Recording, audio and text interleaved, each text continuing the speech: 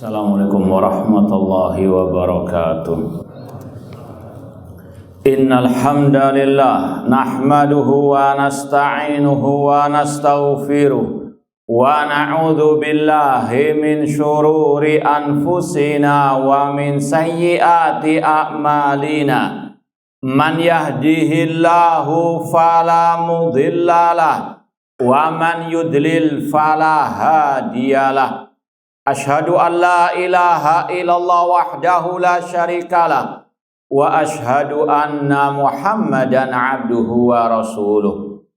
Ya ayyuhalladzina amanu taqullaha haqqa tuqatih wa la tamutunna illa wa antum muslimun.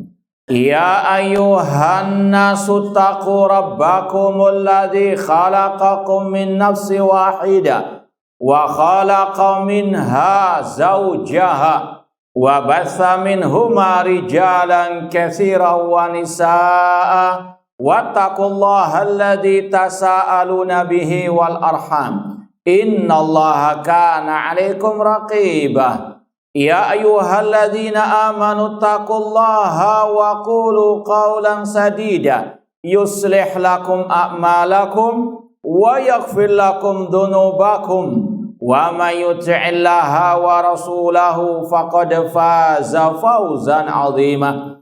Amma ba'd, fa inna asaqal hadits kitabullah wa khairal hadi hadyu Muhammadin sallallahu alaihi wasallam wa syarrul umuri muhdatsatuha wa kullu muhdatsatin bid'ah wa kullu bid'atin dhalalah wa kullu dhalalatin finnar.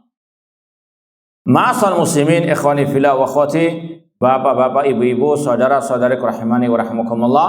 Alhamdulillah, segala puji bagi Allah Subhanahu wa taala yang mempertemukan kita kembali dalam kajian akidah Al-Imam Abul Hasan Al-Asy'ari rahimahullah taala yang beliau cantumkan dalam kitabnya Maqalatul Islamin dan dengan syarah Fadilatul Syekh Dr. Muhammad bin Abdurrahman Al-Khumayyiz hafidhallahu taala. Semoga Allah Subhanahu wa taala senantiasa memberikan kepada kita keistiqomahan dalam belajar akidah salaf dan berpegang teguh dengannya sampai akhir hayat kita nanti. Baik, ma'asal muslimin ikhwani fillah wa akhwat rahimani wa rahimakumullah. Sekarang kita sampai pada halaman 89 bab tentang azabul qabri.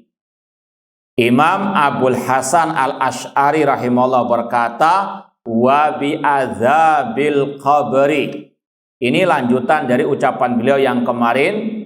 Kalau kita mau sambung dengan yang kemarin, Imam Abul Hasan Asy'ari berkata, wa yuqirruna bi syafaati Rasul sallallahu alaihi wasallam wa anna li ahlil kabair min ummatihi. Para ulama salaf, ahlul hadis, ahlus sunnah wal jamaah, mereka mengikrarkan, mengimani, membenarkan adanya syafaat Rasul SAW dan bahwasanya syafaat beliau bagi para pelaku dosa besar dari umatnya wa bi adzabil qabr, dan mereka mengikrarkan adanya azab kubur. Ini yang kita sampaikan pada waktu yang lalu. Ini masih kaitan erat dengan iman kepada hari akhir. Sudah kita sampaikan definisi iman kepada hari akhir, yaitu al-iman bima yakunu ba'dal maut, mengimani semua kejadian setelah kematian. Di antaranya wajib mengimani adanya azab kubur. Kita baca dulu ucapan Syekh Muhammad bin Abdurrahman Al-Khumayyiz hafidhallahu ta'ala. Asyarhu yu'minu ahlu sunnati bin nususil waridati fi isbati wujudi azabil qabri liman sya'allah min khalqihi min ahli syaqai.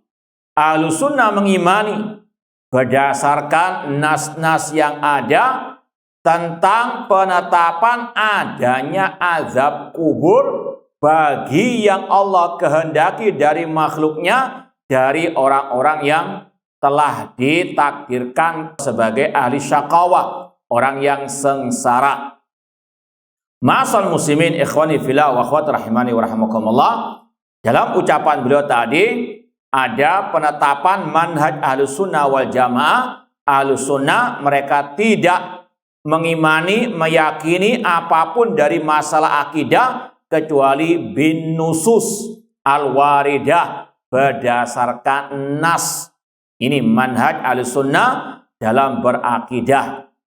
Harus betul-betul ada nasnya, tidak ngarang-ngarang sendiri, tidak berdasarkan akal-akalan, tidak berdasarkan hawa nafsu, namun bin nususil waridah, entah dari ayat ataupun hadis. Apakah hadisnya harus mutawatir? Jawab, tidak. Ini nanti akan ada penjelasan lebih lanjut masalah ini. Bahwasanya inilah Ahlussunnah, gak pandang bulu apakah hadisnya mutawatir, banyak periwayatannya, atau hadis ahad sedikit periwayatannya, selama hadisnya sahih wajib diimani. Beda dengan ahlul bid'ah yang mereka membedakan antara hadis ahad, kata mereka tidak boleh dijadikan landasan dalam akidah meskipun sahih, meskipun dalam sahih Bukhari. Kalau ahad, kata mereka tidak boleh dijadikan hujjah dalam akidah. Kalau dalam masalah hukum boleh. Adapun Ahlussunnah tidak, ya, tidak pandang bulu apakah hadisnya mutawatir, banyak periwayatannya, atau sedikit, selama itu sahih wajib diyakini dan dibenarkan. Ma'asal muslimin ikhwani fillah wa akhwat rahimani wa rahimakumullah. Wa hadza ma qarrarahu wa basatal kalama fihi al-Hafidz Abu Bakar al-Ismaili fi kitab I'tiqad A'immati Ahlil Hadits. Dan ini pula yang diikrarkan dan dijelaskan oleh Al-Imam Al-Hafidz Abu Bakar Al-Ismaili dalam kitab beliau I'tiqad A'immati Ahlil Hadits. Haitsu qala, beliau berkata, wa yaqulun inna adzabal qabri haqqun. Para imam-imam ahlil hadis, ahli sunnah mengatakan sesungguhnya azab kubur itu benar adanya. Sebelum kita lanjut membaca ucapan beliau, ada beberapa pembahasan yang ingin kita sampaikan terlebih dahulu. Bahwasanya istilah azab kubur ini bukan hanya untuk yang dikubur alias dimakamkan. Ya, kata para ulama, kalau dia memang layak mendapatkan azab kubur, entah dia dimakamkan di kuburan atau tidak, ya mungkin dia tenggelam di laut, mungkin dia dimakan oleh binatang buas, atau mungkin dia dibakar oleh keluarganya. Kalau dia memang ahli syaqa tadi, orang yang sengsara di sisi Allah Subhanahu wa taala, maka dia akan mendapatkan azab kubur. Jadi istilah azab kubur ini alal ghalib. Orang yang mati pasti melewati namanya alam kubur alias alam barzakh.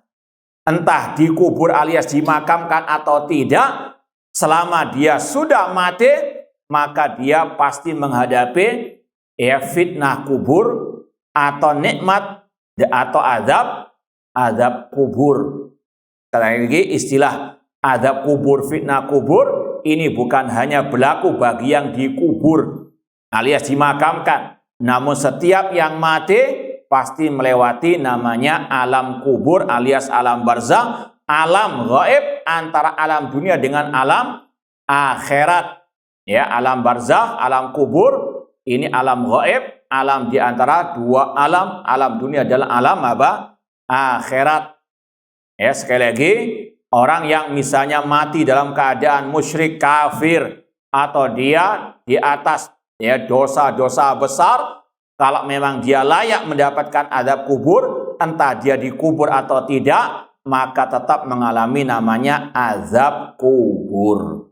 Ya, sekali lagi istilah azab kubur karena ini alal ghalib, secara umum orang yang mati itu dikubur. Ya, betul tidak? Coba antum buat sensus. Yang mati misalnya di Surabaya saja itu banyaknya dikubur atau tidak? Ya, secara umum apa? Ya dikubur. Kalaupun ada yang mati tenggelam di sungai, tenggelam di laut, ini hanya apa? Beberapa saja. Maka sekali lagi ada istilah fitnah kubur, azab kubur. Ini bukan berarti yang diazab hanya yang di kuburan saja. Ya, seperti Fir'aun misalnya, dia matinya di mana? Di laut. Apakah dia bebas dari azab kubur? Tidak, bahkan nasnya jelas nanti akan dibawakan an-naru yu'raduna 'alaiha ghuduwan wa asyiya wa yauma taqumus sa'atu adkhilu ala fir'aun asyaddal azab. Api neraka ditampakkan kepada Fir'aun dan para pengikutnya pagi dan petang hari. Dan ketika ditegakkan hari kiamat dikatakan kepada para malaikat, masukkanlah Fir'aun ke dalam azab yang padahal dia tidak dikubur, tapi tetap mendapatkan azab kubur. Itu yang pertama. Jadi sekali lagi yang perlu kita sampaikan, azab kubur ini ya alal ghalib, dikatakan orang itu kalau mati dia dikubur. Seandainya pun tidak dikubur, ya dia kalau memang layak mendapatkan azab kubur tetap mendapatkan azab kubur meskipun tidak dimakamkan di pemakaman di kuburan. Yang kedua yang perlu kita bahas, Ahlus Sunnah meyakini azab kubur itu berlaku untuk roh dan jasad. Sekali lagi, azab kubur ini berlaku untuk roh dan juga jasad manusia. Apalagi kalau antum baca hadis Al-Bara bin Azib radhiyallahu anhu tentang perjalanan roh dari mulai dicabut sampai mendapatkan nikmat atau azab kubur, maka kalau orang mukmin ketika dia dibawa oleh para malaikat-malaikat sampai ke langit yang ketujuh, kemudian Allah mengatakan kembalikan roh itu ke dalam jasadnya. Kemudian ditanya oleh malaikat Munkar dan Nakir. Kalau dia bisa menjawab, maka dia mendapatkan nikmat kubur. Semoga Allah menganugerahkan kepada kita nikmat kubur dan menjauhkan kita dari azab kubur. Sekali lagi, nikmat kubur, azab kubur itu berlaku bagi badan dan roh manusia. Karena sebagian kelompok sesat ada yang mengatakan hanya roh saja yang diazab, badannya tidak. Ini tidak benar sama sekali. Taib ma'asal muslimin ikhwani fillah wa akhwat rahimani wa rahimakumullah. Kita lanjutkan lagi ucapan Imam Abu Bakar al-Ismaili rahimahullah. Kata beliau, yu'adzibullahu man istahaqqahu insya'a wa insya'a fa'anhu. Allah mengazab orang yang berhak mendapatkan azab kubur tersebut dari yang dia kehendaki, dan jika Allah berkehendak Allah ampuni. Ya tentunya wa yaghfiru ma duna dzalika liman yasha. Allah mengampuni selain orang-orang yang berbuat kesyirikan. Adapun yang berbuat kesyirikan tidak ada ampun. Makanya di sini juga ada penjelasan dari para ulama, azab kubur ada dua kategori. Azab kubur ada dua kategori. Ada azabun daimun, azab yang terus menerus sejak dia dikubur ketika tidak bisa menjawab pertanyaan Munkar wan Nakir sampai tegak hari kiamat. Seperti siapa tadi? Fir'aun, sejak dia mati sampai nanti hari kiamat dalam azab. Sekali lagi, ini adalah apa? Azab yang daim, azab kubur yang terus menerus, terutama tadi bagi orang-orang al-kufar. Kemudian yang kedua, azab yang munqati', azab kubur yang terputus sesuai dengan kehendak Allah, sesuai dengan dosa yang dia lakukan dari para pelaku dosa besar. Insya Allah akan ada penjelasan lebih lanjut tentang dalilnya nanti. Saya ulangi lagi, azab kubur ada dua kategori. Apa saja? Yang terus menerus dan yang apa? Terputus.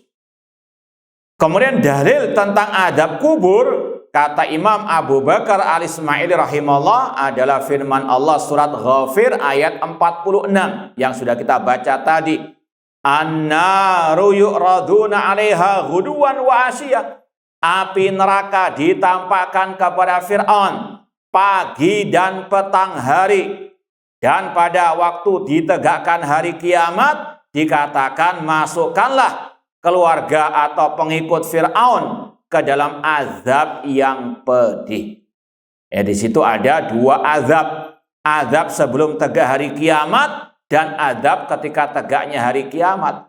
Dan yang dimaksud azab sebelum tegaknya hari kiamat, azab di mana? Azab di alam kubur. Dan Imam Ibnu Katsir ketika mentafsirkan ayat ini mengatakan, hadhil ayat aslun kabirun fi istidlali ahli sunnah ala azabil barzakh fil qabr. Nanti dilihat tafsir Ibnu Katsir tentang ayat ini. Kata beliau, ayat ini merupakan landasan yang sangat kokoh, yang sangat agung bagi ahli sunnah dalam menetapkan adanya azab kubur di alam barzakh atau azab barzakh di alam kubur. Ini sekali lagi yang dikatakan oleh Imam Ibnu Katsir rahimallahu ta'ala. Makanya banyak para ulama ketika membahas azab kubur tidak lepas dari pembahasan ayat yang satu ini. Karena terang benderang pendalilannya, an-naru yu'raduna 'alaiha, api neraka ditampakkan kepada mereka, yaitu orang-orang kafir, terutama Fir'aun tadi, pagi dan petang hari. Dan ini juga yang ditegaskan oleh Rasul dalam hadis tadi, Al-Bara bin Azib radhiyallahu anhu, ketika beliau menjelaskan tentang azab orang yang tidak bisa menjawab pertanyaan mungkar wan nakir, ditampakkan api di alam kuburnya. Kalau ada alil bid'ah dari kelompok Mu'tazilah dan yang semisal dengan mereka mengatakan kalau kita gali kuburan orang kafir, gak ada itu api yang apa? Ditampakkan. Maka kita jawab tadi, yang dinamakan alam kubur, alam barzakh, bukan galian yang ada di apa? Pemakaman. Itu masih alam apa? Dunia. Kalau ente mau tahu adab kubur, mati ya dulu. Ini sekali lagi apa?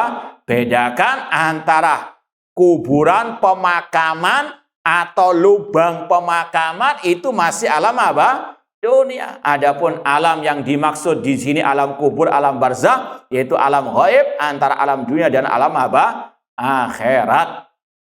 Kemudian yang kedua juga kata para ulama, dari ayat tadi an-naru yuraduna 'alaiha, itu ada nanti pembahasan masalah Allah Subhanahu wa taala sudah menciptakan apa? Neraka. Neraka sudah Allah ciptakan sekarang. Ini juga membantah kelompok yang mengingkari adanya neraka sekarang. Dari kelompok juga tadi Jahmiyah, Mu'tazilah, kata mereka kalau neraka sekarang sudah diciptakan, padahal belum ada penghuninya, itu mubadzir, sia-sia kata mereka. Kata para ulama, tidak. Api neraka sudah Allah gunakan untuk apa? Menyiksa Fir'aun dan orang-orang yang di alam barzakh. Nah, kemudian kata Imam Abu Bakar al-Ismaili rahimahullah, fa'athbata lahum ma baqiyati dunya azaban bil ghuduwi wal asyi duna ma bainahuma hatta idza qamatil qiyamah udzibu asyaddal adzab bila takhfifin anhum kama kana fid dunya. Dalam ayat tadi Allah menetapkan bagi mereka Fir'aun dan para pengikutnya azab selama masih tegak dunia. Artinya sebelum hari kiamat mereka tetap diazab oleh Allah pagi dan petang hari. Duna ma bainahuma, namun bukan waktu selain pagi dan apa? Petang. Mereka diazab pagi dan petang hari saja, duna ma bainahuma. Sampai tegak hari kiamat mereka diberikan azab yang lebih dahsyat lagi, yaitu di hari kiamat di api neraka, tanpa diringankan sama sekali azab mereka sebagaimana di dunia. Itu dalil ayat yang pertama yang dibawakan oleh Imam Abu Bakar al-Ismaili untuk menetapkan adanya azab kubur. Sekali lagi, inilah manhaj Ahlussunnah dalam berakidah, bahwasanya akidah mereka dibangun didasari oleh dalil entah dari ayat atau hadis yang sahih. Adapun dalil yang kedua dari ayat surat Toha ayat ke-124, coba dilihat lengkapnya kalau ini potongannya. Allah mengatakan waman a'rada an dzikri fa inna lahu ma'isyata dhanka.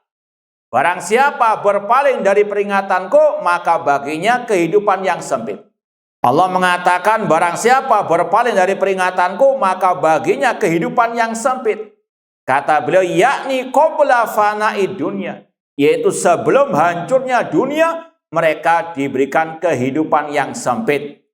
Nanti akan ada penjelasan, maksudnya di sini adalah azab kubur, bukan kesempitan rezeki di dunia. Liqauli ta'ala ba'da dzalik, kemudian Allah berfirman kelanjutan ayat tadi, wa nahsyuruhu yaumal qiyamati a'ma, dan kami akan membangkitkan, mengumpulkan mereka pada hari kiamat dalam keadaan buta. Ini ayatnya mirip dengan yang tadi, ada dua azab. Azab kehidupan yang sempit dan azab di hari kiamat. Makanya kata Imam Abu Bakar Ismaili, bayyana annal ma'isyata dhanka qabla yaumil qiyamah.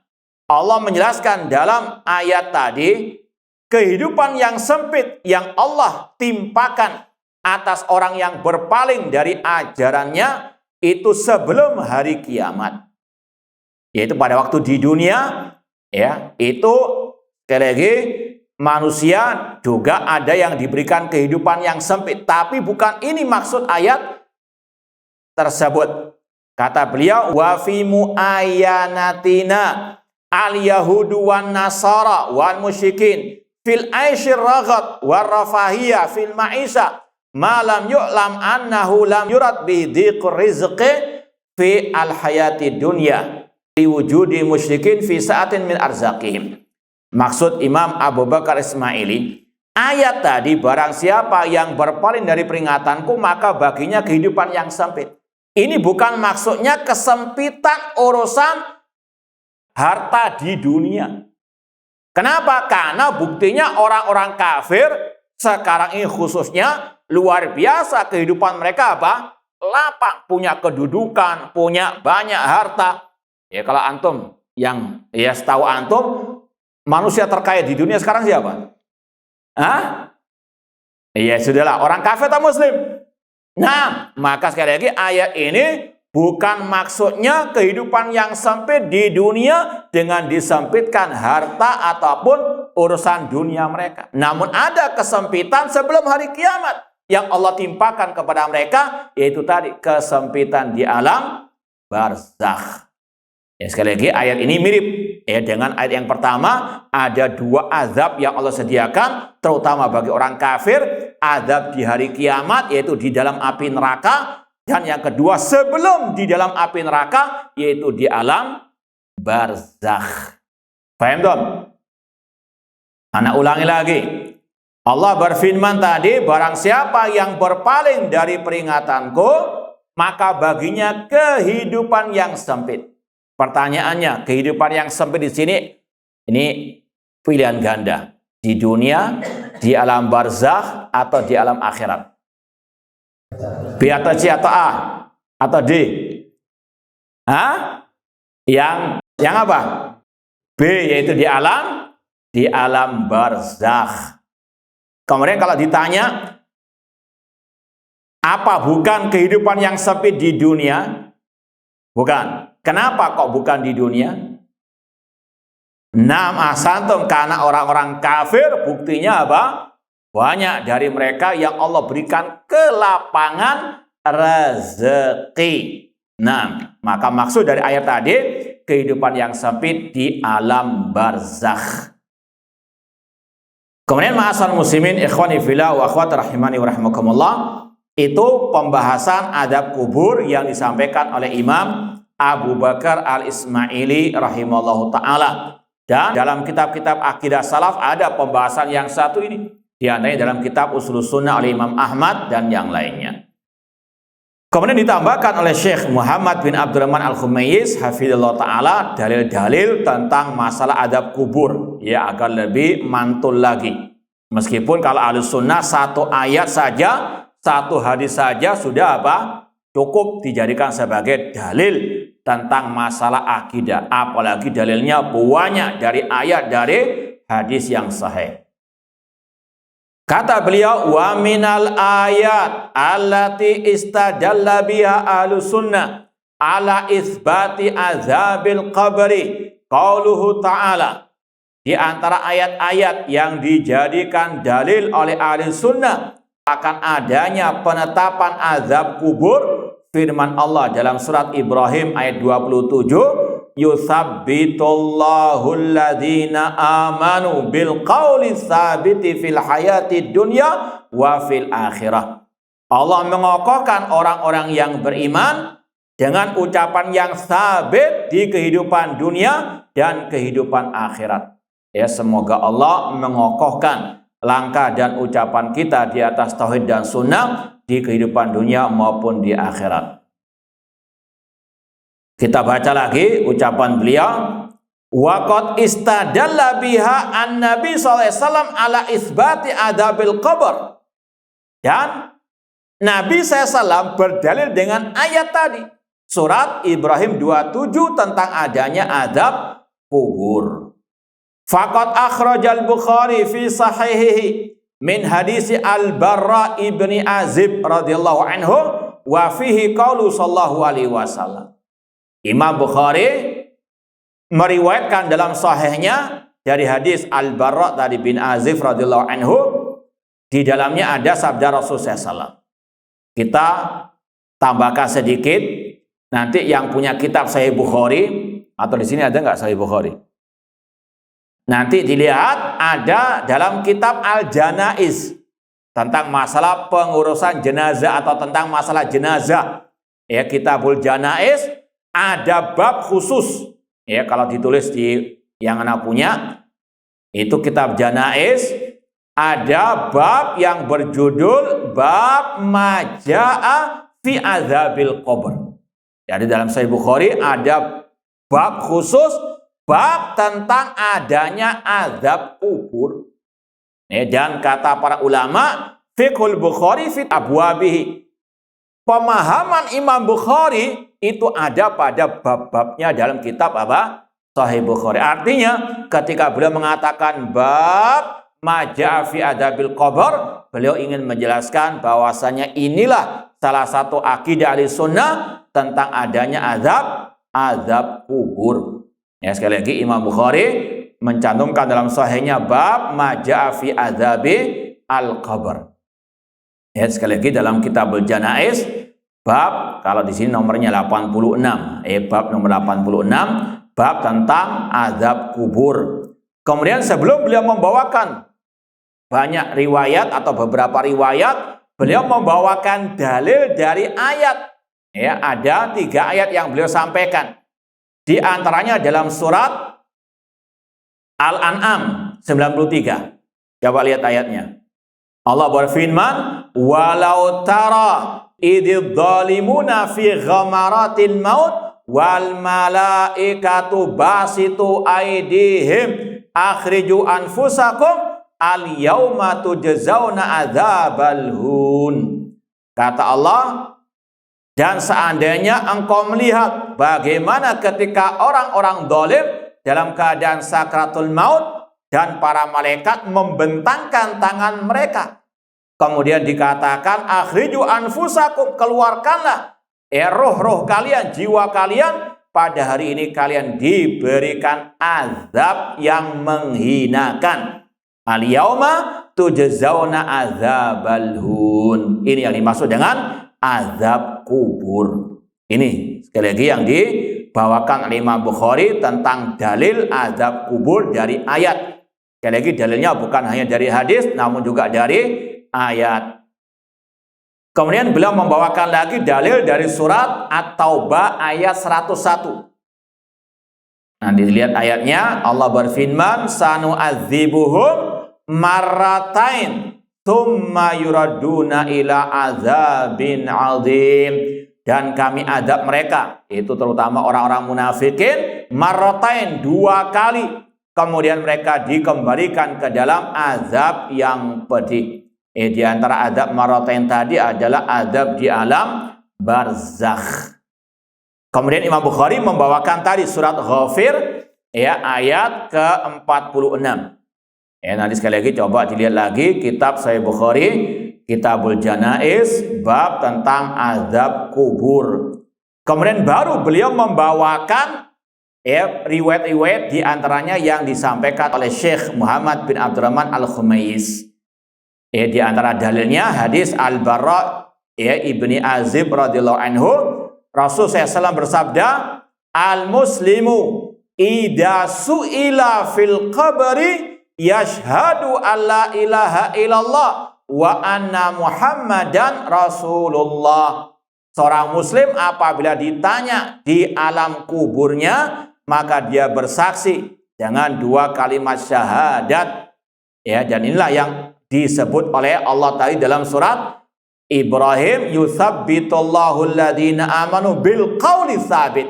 Allah mengokohkan orang-orang yang beriman, yang bertauhid dengan ucapan yang sabit, yaitu dua kalimat asyahadat atau kalimat tauhid la ilaha illallah. Maka ini juga kiat meraih ya nikmat kubur, bisa menjawab pertanyaan mungkar wan nakir dengan seorang hamba terus mengokohkan tauhidnya kepada Allah Subhanahu wa taala. Kemudian kata Rasul, itulah firman Allah, yusabbitullahu alladhina amanu. Dan ya kata para ulama, orang yang menjawab pertanyaan mungkar wan nakir yang mereka dikokohkan oleh Allah, mereka mendapatkan nikmat kubur. Maka kebalikannya, yang tidak menjawab pertanyaan mungkar wan nakir mendapatkan azab kubur. Makanya ayat ini dijadikan dalil juga sebagai apa? Adanya azab kubur. Ini sebagaimana pendalilan Imam Asy-Syafi'i tentang masalah ru'yatullah. Orang beriman melihat Allah di mana? Di surga, dengan dalil tentang orang kafir. Kalla innahum ar-rabbim yauma idzin lamahjubun. Sekali-kali tidak, mereka orang kafir terhijabi dari melihat Rabb mereka. Maka kalau orang kafir terhijabi dari melihat Rabb mereka dalam keadaan Allah murka kepada mereka, maka sebaliknya orang beriman akan melihat Allah di surga dalam keadaan Allah ridha kepada mereka. Maka mirip dengan pendalilan Imam Bukhari dengan yang Rasul sabdakan tadi, orang yang beriman mereka dikokohkan oleh Allah sehingga bisa menjawab pertanyaan mungkar wan nakir, maka mendapatkan nikmat kubur. Sebaliknya yang tidak bisa menjawab pertanyaan mungkar wan nakir, yang tidak Allah kokohkan, maka dia mendapatkan azab kubur. Nah, ditambahkan lagi ya, ini hadisnya dalam bab yang lain. Ya, kalau mau kita tambahkan, Imam Bukhari dalam kitab Janaiz tadi bab nomor 86, bab tentang adanya azab kubur. Dibawakan beberapa riwayat. Ya, kita mau tambahkan lagi. Imam Bukhari dalam hadis, kalau ini nomor hadisnya silakan ditulis kalau mau. Hadis nomor 1374. Hadisnya tadi juga dari Al-Bara bin Azib radhiyallahu anhu. Di akhir hadis itu ada kata-kata wa yudrabu bimatariqa min hadidin darbatan fayasihu sayhatan yasma'uha man yali ghairi tsaqalain.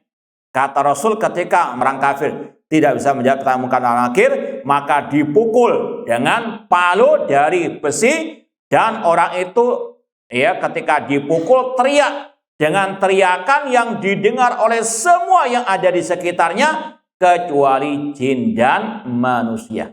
Ini hadisnya masih dalam bab tadi, bab tentang azab kubur. Agak panjang hadisnya, itu akhir dari hadis tadi tentang penetapan adanya azab kubur. Yang bisa menjawab pertanyaan mungkar wan nakir mendapatkan nikmat kubur, dilapangkan kuburannya, dibentangkan surga. Dia bisa mencium bau surga meskipun belum masuk surga. Sebaliknya yang tidak bisa menjawab pertanyaan mungkar wan nakir, dia mendapatkan azab kubur. Di antara bentuk azab kubur, dipukul dengan palu dari besi, dan dia teriak dengan teriakan yang didengar oleh setiap makhluk yang di sekitarnya kecuali jin dan manusia. Dan sudah sering kita sampaikan, Ya, azab kubur ini masalah gaib. Ya, makanya tadi tidak bisa manusia dan jin mendengarnya. Maka harus diingkari, didustakan kalau ada orang-orang yang mengaku bisa mendengar azab kubur. Ya, seperti dulu ada dai ceramahnya dalam apa? Liang kubur. Ya, pendam, kemudian dia seolah-olah melihat azab. Iya, ini bujui. Ini pantasnya bukan ustadz main sulapan itu. Nah, harus didustakan. Tidak mungkin ya ada yang bisa mendengar azab kubur atau melihat azab kubur karena Rasul yang mengatakannya secara ya terang benderang. Ghair tsaqalain. Selain jin dan manusia bisa mendengar azab kubur, adapun jin dan manusia tidak bisa mendengar azab kubur. Bahkan dalam riwayat Muslim, Rasul mengatakan, laula alla tadafanu la da'autullaha an yusmi'akum min adzabil qabr ma asma'u. Kata Rasul, seandainya aku tidak khawatir kalian tidak saling memakamkan, aku akan berdoa kepada Allah untuk kalian diperdengarkan azab kubur seperti yang aku dengar. Seandainya kata Rasul manusia bisa mendengar azab kubur, mungkin apa? Takut masuk ke pemakaman. Maka inilah diantara apa? Hikmah dirahasiakan, dijadikannya ini masalah ghaib oleh Allah Subhanahu wa taala. Intinya ini yang dicantumkan oleh Imam Bukhari tentang azab kubur selain dari ayat, dalilnya dari hadis. Hadis Sahih Bukhari. Kemudian ma'asal muslimin ikhwani fillah wa akhwati rahimani wa rahimakumullah. Setelah Imam Bukhari membawakan dalam kitab Janaiz ada bab tentang azab kubur, bab selanjutnya masih juga menegaskan adanya azab kubur, yaitu bab yang berjudul bab at-ta'awudz min azabil qabr. Bab tentang berlindung kepada Allah dari azab kubur. Ini juga sebagai dalil azab kubur itu hak karena Rasul mengajarkan kita berdoa kepada Allah agar dilindungi dari azab kubur, dan beliau membawakan dalil yaitu doa Rasul yang sudah masyhur sebelum kita salam ketika salat membaca apa? Allahumma inni a'udzubika min adzabi al-qabr. Ya Allah, aku berlindung kepadamu dari azab kubur. Ini menunjukkan azab kubur itu hak. Ada dari golongan kelompok Mu'tazilah kontemporer alias kelompok Hizbut Tahrir. Di antara yang paling terkenal di abad ini yang mengingkari azab kubur itu kelompok Hizbut Tahrir. Alhamdulillah di negeri kita sudah dilarang. Di antara kesesatan penyimpangan mereka, tadi mereka mengatakan hadis ahad tidak boleh dijadikan apa? Hujjah dalam masalah akidah. Ini pernah kita membaca dari ungkapan tokoh mereka, hadis tentang ini. Doa Nabi, Allahumma inni a'udzubika min adzabil qabr wa min adzabi jahannam wa min fitnatil mahya wal mamat wa min fitnatil masih dajjal. Kata sebagian tokoh mereka tadi itu hadisnya ahad. Dan salah satu kenyelenehan dan kepelin-pelanan mereka yang saya pernah baca, kata tokoh mereka, hadisnya ini hadis ahad. Maka apa? Tidak boleh diyakini sebagai akidah, tapi boleh diamalkan. Paham ya? Ini mencela-mencelinya ahli al-bidah. Dalam masalah hukum, ini kan doa. Masalah amal, silahkan diamalkan. Cuma jangan pastikan ini sebagai suatu akidah. Ini orang yang nggak waras demikian. Dijadikan apa? Amal, tapi nggak boleh ini al-bidah dari terutama tadi kelompok Hizbut Tahrir. Na'udzubillah min dzalik. Ini sekali lagi salah satu pembeda Ahlussunnah dengan ahli al-bidah, terutama dari ahli kalam. Kalau Ahlussunnah meyakini hadis selama itu sahih, apalagi tadi berkaitan dengan masalah akidah, wajib dibenarkan dan dijadikan sebagai suatu keyakinan. Kemudian kalau kita mau bantah juga kata para ulama, sudahlah. Kalau hadis itu dikatakan ahad PN wis, Tapi apa? Kita punya apa? Apa tadi? Ayat-ayatnya banyak sekali. Apakah ayatnya ahad juga? Naudzubillah min dalik. Ya, namun itulah ahlul bidah. Pokoknya apa? Yang nggak cocok dengan akidah ataupun dengan hati hawa nafsu mereka, mereka tolak meskipun dengan tadi dalil ini hadis ahad, ini nggak masuk akal dan seterusnya. Naudzubillah min dalik. Ma'asal muslimin ikhwani fillah wa akhwati rahimani wa rahimakumullah.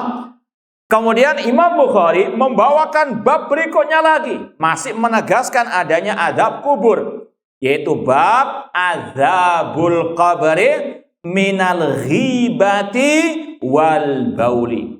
Ya, dalam Sahih Bukhari sekali lagi kitab Janaiz ada bab azab kubur itu karena sebab ghibah, ngerasani orang yang menggunjing manusia tentunya tanpa hak, dan apa? Karena tidak bersuci dari buang air kecil. Kemudian dibawakan hadis yang masyhur, yaitu ketika Rasul melewati dua makam, Rasul mengatakan innahuma la yu'adzaban. Dua penghuni kuburan ini sedang diazab. Amma ahaduma fayamshi bin namimah. Adapun salah seorang dari mereka karena suka mengadu domba di antara manusia, ada unsur ghibah. Kemudian yang kedua, la yastatir aw la yastanzi minal baul. Dia tidak bersuci dari buang air kecil. Ini sebagai peringatan bagi sebagian orang yang suka apa? Kencing di pinggir jalan itu. Nah, naudzubillahi min dzalik. Sudah waktunya ada. Baik, insyaallah kita lanjutkan ba'dal adzan. Wallahu taala a'lam. Baik, ma'asal muslimin ikhwani fillah wa akhwati rahimani wa rahimakumullah. Kita lanjutkan sedikit lagi. Tadi Imam Bukhari mencantumkan 3 bab. Anak ulangi, bab yang pertama bab maja'a fi adzabil qabr, bab tentang adanya azab kubur. Kemudian beliau membawakan beberapa ayat, beberapa hadis. Kemudian beliau sambung lagi dengan bab berikutnya, bab at-ta'awud min adzabil qabr, bab tentang berlindung yaitu kepada Allah dari azab kubur. Kemudian beliau sambung lagi dengan bab berikutnya, bab azabil qabri minal ghibah wal baul, bab tentang azab kubur karena sebab al ghibah menggunjing dan karena tidak bersuci dari buang air. Kemudian beliau bawakan hadis tadi, yaitu 2 orang yang diazab karena mengadu domba di antara manusia dan karena tidak bersuci dari buang air. Kemudian Rasulullah SAW menanamkan apa? Pelepah kurma selama masih basah, maka akan diringankan azab orang tersebut. Dan sudah kita sampaikan, sebagian orang yang menabur bunga ketika di pemakaman, sebagian mereka berdalil dengan apa? Kisah ini. Maka ini adalah bentuk kengawuran mereka. Ya, kenapa demikian? Kalau seandainya anak menaburkan bunga ke pemakaman orang tuanya dengan dalil hadis ini, maka dia anak yang kurang ajar karena menganggap bapaknya sedang diazab. Karena Rasul menanamkan pelepah kurma tadi karena apa? Rasul tahu mereka sedang diazab. Kalau pakai dalil hadis ini untuk menabur bunga, maka ini bentuk apa? Kurang ajarnya anak kepada orang tuanya. Dan tidak ada dalam syariat Islam menabur bunga di pemakaman tersebut. Nah, kemudian ma'asal muslimin ikhwani fillah wa akhwati rahimani wa rahimakumullah. Baru kemudian Imam Bukhari membawakan bab berikutnya. Ini tertulis di footnote. Nomor 2 itu ada bab al-mayyit yu'rad alaihi maq'aduhu bil ghadati wal asyi. Orang yang sudah meninggal di alam barzah ditampakkan kepadanya tempat tinggalnya di pagi dan petang hari. Kemudian dibawakan hadis yang dibawakan oleh penulis. Qaulin Nabi SAW, Nabi bersabda, inna ahadakum idza mata uridu alai maq'aduhu bil ghadati wal asyi. Sesungguhnya salah seorang di antara kalian apabila telah meninggal dunia, ditampakkan kepadanya tempat tinggalnya, tempat duduknya di kala pagi dan petang hari, yaitu di alam barzakh.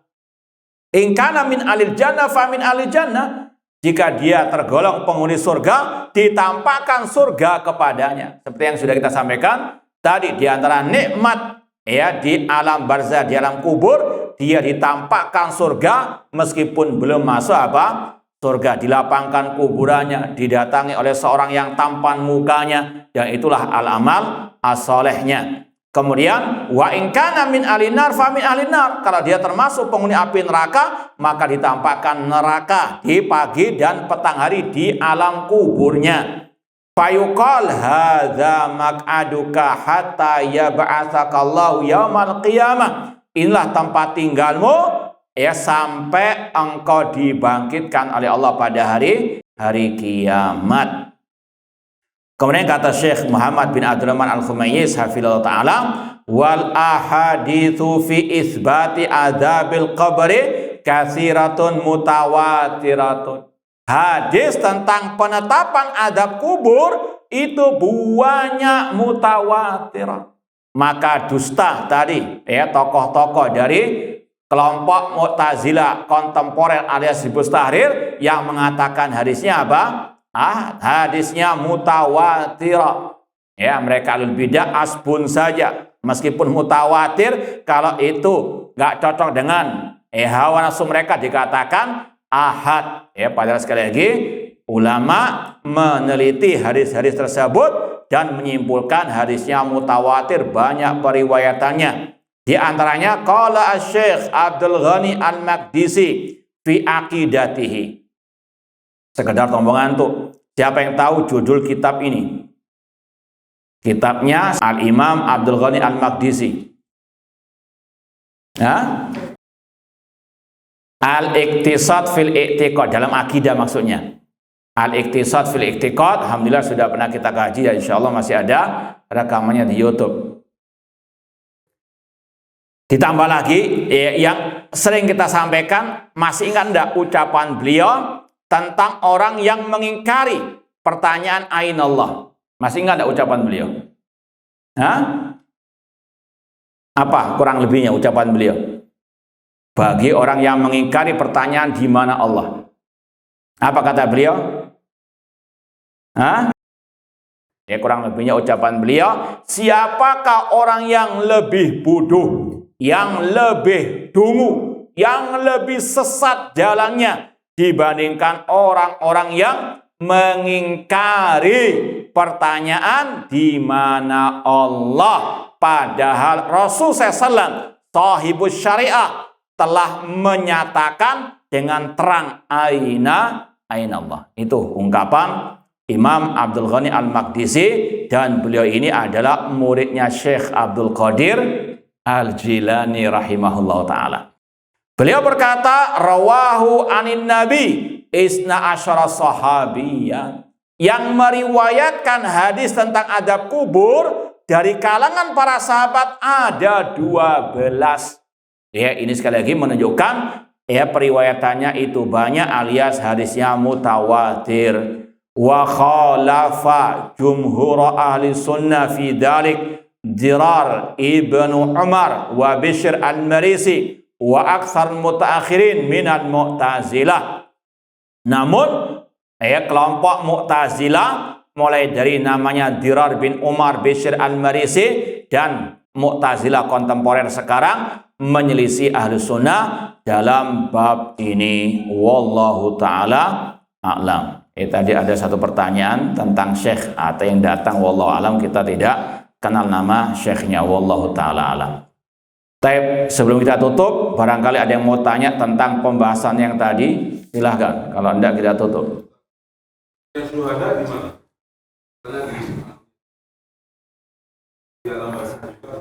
Nah, itu salah satu kenikmatan yang Allah berikan kepada para asyuhada. Ya, mereka diberikan kenikmatan di alam barzah berupa rohnya yang dibawa oleh burung-burung yang ada di surga. Sebagaimana kita sampaikan tadi, mereka belum masuk surga, tapi mereka bisa menikmati nikmat-nikmat yang ada di surga, mencium bau surga, dan rohnya dibawa oleh burung-burung yang ada di surga Allah Subhanahu wa ta'ala. Dan itu sekali lagi berkaitan dengan urusan alam barzah. Dulu ini kalau berkaitan dengan syuhada, dulu pernah ya ada halusinasi dari kelompok fannya teroris. Ketika salah satu tokoh mereka yang dihukum mati, kemudian mereka mengikuti pemakamannya, banyak burung-burung di atas pemakaman. Digatukkan dengan hadis apa? Syuhada tadi. Ini orang yang apa? GBLK-nya terlalu parah. Yang dimaksud dengan tadi burung-burung yang merupakan nikmat bagi para syuhada itu di alam apa? Alam barzakh, di alam di hari kiamat, bukan di apa? Di dunia. Nah, tadi kok belum dijelaskan masalah yang putus. 6, yaitu tadi adab kubur bagi pelaku dosa besar. Ketika Rasul melewati apa? Pemakaman tadi, 2 orang yang diadab, Rasul tanamkan pelepah kurma. Ketika pelepah kurma tersebut masih basah, mereka diringankan apa? Azabnya. Artinya adab yang apa? Terputus, tidak sampai hari kiamat, sesuai dengan kehendak Allah, sesuai dengan kadar dosanya. Sebagaimana pelaku dosa besar diadab di neraka namun tidak kekal, terputus azabnya, tidak kekal abadi. Kenapa? Wallahu alam, kita tidak bisa mengatakan urusan gaib kecuali dengan ad-dalil. Wallahu ta'ala alam. Ada lagi yang mau ditanyakan sebelum kita tutup? Tafadhol. Baik.